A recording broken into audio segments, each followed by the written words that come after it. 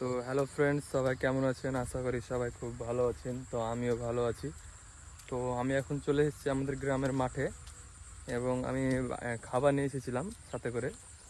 মানে আমাদের কাজে লেগেছিলো পাট কাটার জন্য।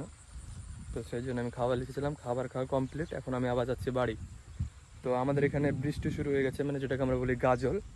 মানে বৃষ্টি হয়ে যাচ্ছে আর কি, মানে সকাল থেকে হয়ে যাচ্ছে, মানে রাত থেকে হচ্ছে।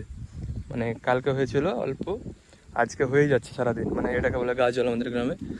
তো এখন পানি হবে প্রায় 4-5 দিন এভাবে লেগেই থাকবে পানি। এবং এই পানির পরই যখন পানি ওভারলোড হবে, তখন আর কি, যখন পানি ওভারলোড হওয়ার কারণে আমাদের এইসব নদীতে বন্যা ঢুকতে শুরু করবে। মানে গাজলে যখন পানিটা ওভারলোড হবে, যেখানে ফারাক্কা বলা হয়, সেই জায়গাটা যখন ওভারলোড হবে, তারপর পানি ছেড়ে দেবে তারা। তো এখন যারা দেখতেই পাচ্ছেন, এই জায়গাগুলো তো পাট ছিল, এগুলো কাটা হয়ে গেছে। এখনও অনেক পাট কাটতে বাকি আছে, আপনারা দেখতে পাচ্ছেন এই পাশে। আমি হয়তো ওই পাশটা দেখাতে পারছি না, কিন্তু এই জায়গাটা প্রায় কাটা কমপ্লিট হয়ে গেছে। কিন্তু ওই পাশে, এই পাশে এখনও অনেক ভুঁই আছে যেগুলো কাটতে বাকি রয়েছে, কিন্তু প্রায় কম বেশি কাটার দিকে হয়ে গেছে। কিন্তু যে পাটগুলো এখন বাকি রয়েছে কাটার জন্য, এই পাটগুলো কিন্তু কাটতে অনেক কষ্ট হবে, কারণ বন্যা ঢুকে যাবে, তো এগুলোতে পানি চলে আসে এবং নদীতেও পানিতে অনেক স্রোত থাকে।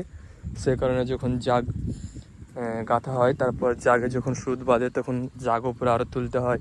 যখন বন্যা একটু কমে, মানে কমা বাড়া করে, যখন কমে, তখন আবার কি করতে হয়, তাদেরকে আবার নিচে নামাতে হয়।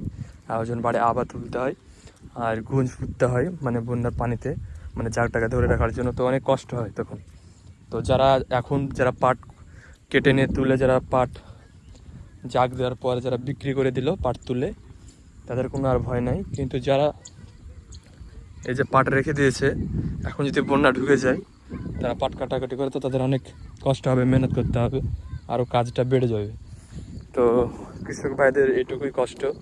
মানে মনে হয় কৃষিকাজে অনেক টাকা, কিন্তু খাটনির বিনিময়ে টাকাটা অনেক ছোট্ট। তাও তারা গ্রামকে ভালোবাসে এবং গ্রামে থাকতে পছন্দ করে এবং গ্রামের কাজকে পছন্দ করে। এটাই হচ্ছে কৃষক। তো আজকে বৃষ্টির কারণে মাঠে মানুষ কম রয়েছে।